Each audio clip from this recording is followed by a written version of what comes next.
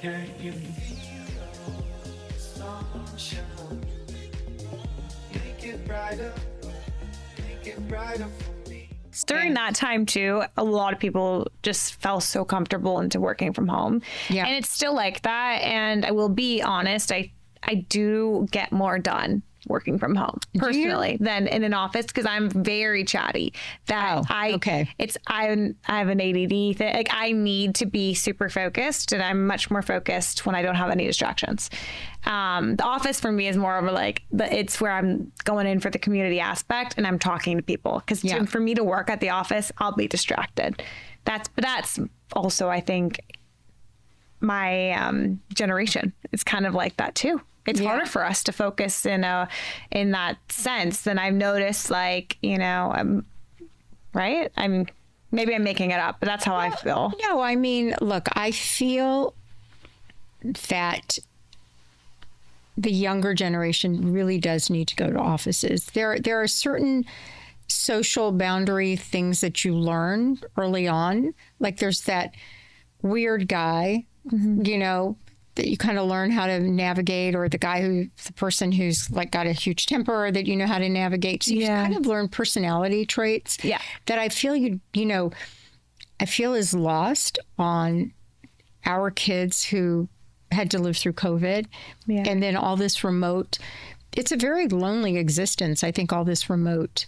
No, it is. And I think we've gotten used to it. You've gotten used to it. And I don't think that, I've gotten used to working like in this way that it's just a different way, right? And when we're humans, we love routine at the end of the day. We like animals. Patterns. And it's hard for us to break these patterns, even if it's good for you. Yeah. I'm very excited for the Malibu office to open because it's really it's like 5 minutes from my house. That would be great. And it's in this little neighborhood that I've moved to now since Palisades.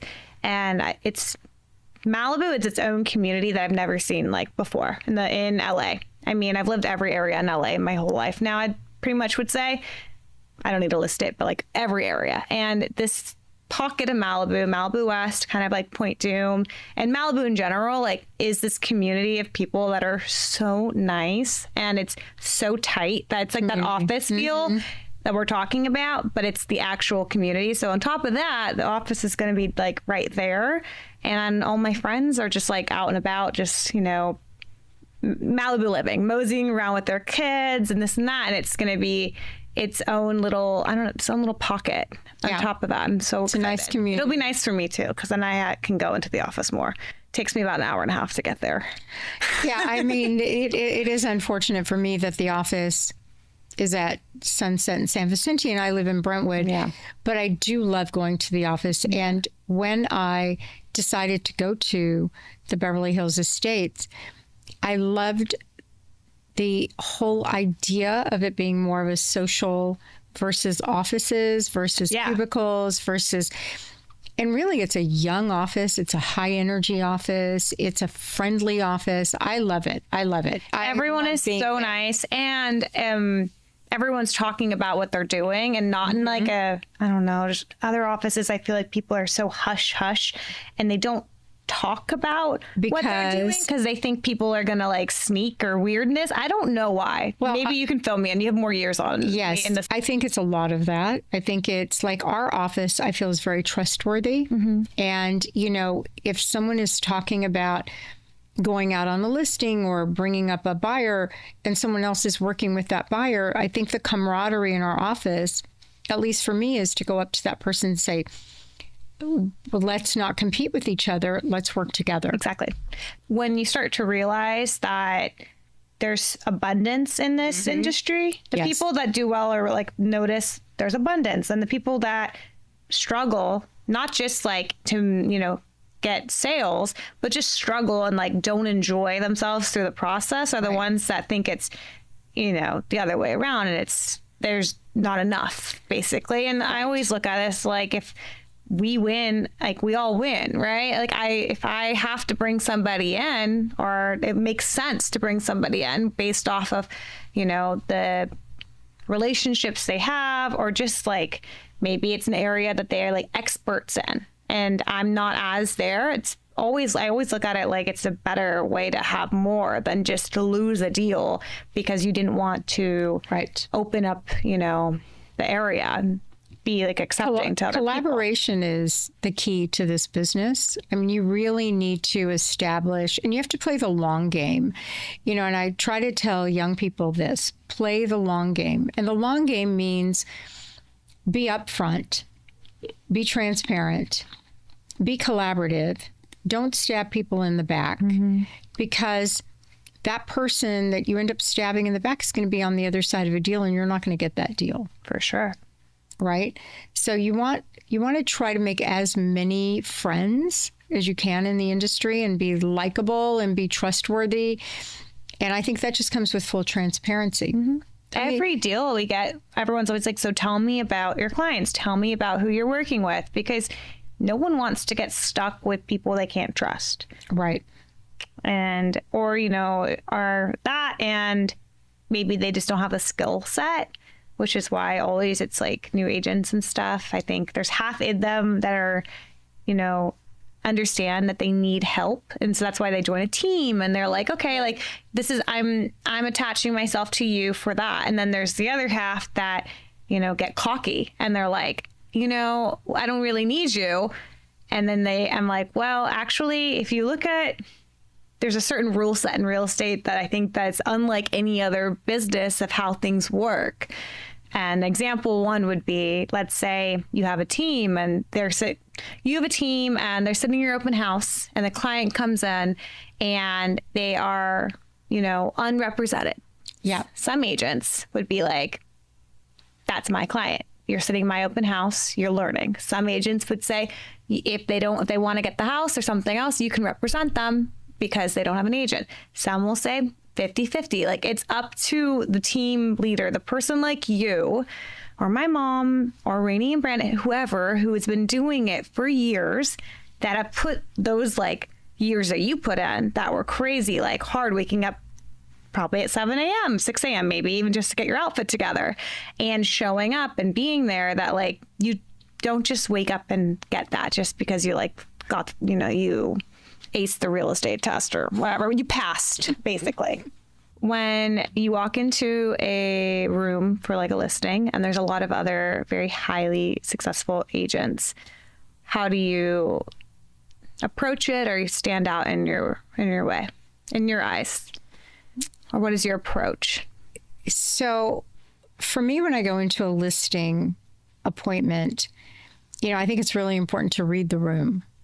So, they often say in sales, mirror the client. So if you have a client who likes to talk, don't talk. If that client wants to talk, and I have seen many times where people try to overtalk someone because they're trying to assert themselves as being experts. And all that does is annoy the other person who is the client trying to talk. So I would say I'm probably a great chameleon in that I've noticed this. This is such good advice. I've literally noticed this entire time talking to you, that you do that so good. And it's so, you do it very elegantly as well. Well, thank you. So I'm a great listener, and I really like to let people talk. And then when they don't talk and they want you to talk, then, then start talking. But I find that in a lot of listing appointments, especially if I'm with someone else and someone brings me into it, I can see the mistakes that are being made. And I can also see, I'm always learning also. I mean, I don't know everything clearly. And I like going into listing appointments with other people because I like to see how they do it, But I really believe success in sales is mirroring the other person, but for the most part, clients like to talk.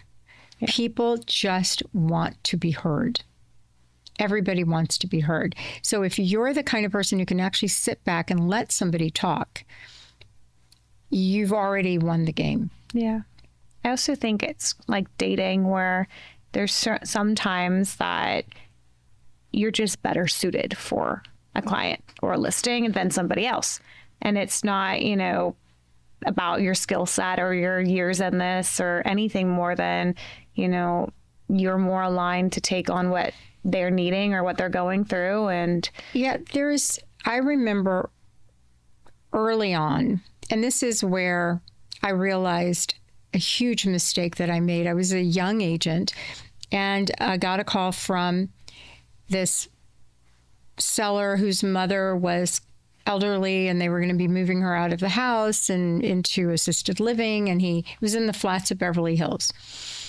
And I walked in, I'm young, I'm in my 20s, and I'm a know-it-all. And I know exactly what's the highest. And this is what I kept saying to this elderly woman whose life was at the end. And this was her home where she raised her children and loved it and buried her husband. I mean, like it was a very, rather than reading the room as the emotional aspect I started talking about the highest and best use of this house was to tear it down. Clearly, I didn't get the listing, but it was such a life lesson for me that I didn't read the emotional. You have to have a high EQ in this business, not just a high IQ, but you really need a high EQ. And now I really read the emotional pieces that I try to kind of be empathetic more. Mm-hmm. And really understand where the emotions are coming from, because people are just having bad days. They're not mean. And they're not, most people are not horrible human beings. Yeah. They're either having a bad day or something happened, and you just have to have a little empathy. And yeah. I mean, if they're sitting with you, they're open to the idea and possibility of your house being sold or what it's worth or something. And like you said earlier, like the long game where it's like listening and in this field, in real estate, the long game is forever. It's like you meet someone and it could be a 20-year thing. And I have clients that I've been talking to about the same thing for like 5 years. And I could just, they're on my list. I'm like, sometimes I'm like, do I even check in anymore? But I'm like, no, if I don't do that, what's the point here? Because if I'm not in their orbit, then they're going to go with somebody else eventually that's in their orbit when they want to do their sale. And it's nothing to do with the fact that, you just have to keep checking in. And I think it can get tiring if you look at it like it's a make or break, where you're just kind of looking at it like, I'm checking in on my friends. I'm just like, how are they doing? Doesn't have to be long, just a call. Right. And then they stay in your orbit. And then that, 5 years is not completely down the drain when they finally decide, hey, I'm looking at this, like you're here at this time. All right. Well, we're going to have to wrap this up soon. I want to talk to you all day. You're going to have to come back. But my last question for you is, what is some advice you would give to your younger self or someone wanting to get into real estate? Well, I think don't give up. It can be sales it's not a zero-sum game, right? I mean, it is putting in the work, trying to be positive, but don't give up. I mean, it's a long haul. Sometimes you get very lucky, but everything is putting something in a pipeline. Just imagine a pipe. Your life is a pipe. And the more you keep putting in on this side, the more ends up coming out this side. Now, sometimes it's a long pipe. So you just have to keep thinking, okay, I met this person, they're going into the pipe. I talked to this person about their house, I'm putting it into the pipe. So that you can I visualize everything. So, and I manifest a lot of things. And so I constantly am thinking of putting things into this visual pipe, and then, and then things do come out the other end. So you just don't give up. Just keep putting things on your tote board, so to speak. When's the book coming out? Because I want you to write one. No, honestly, from the bottom of my heart, you're not just like inspirational in the sense of like the way that you phrase it, but when you told me you're like, yeah, I'm just a very good listener, I don't think I've met somebody, sorry to everyone else I've had on here, that is so good at listening, but also speaking from the heart in a very intelligent way.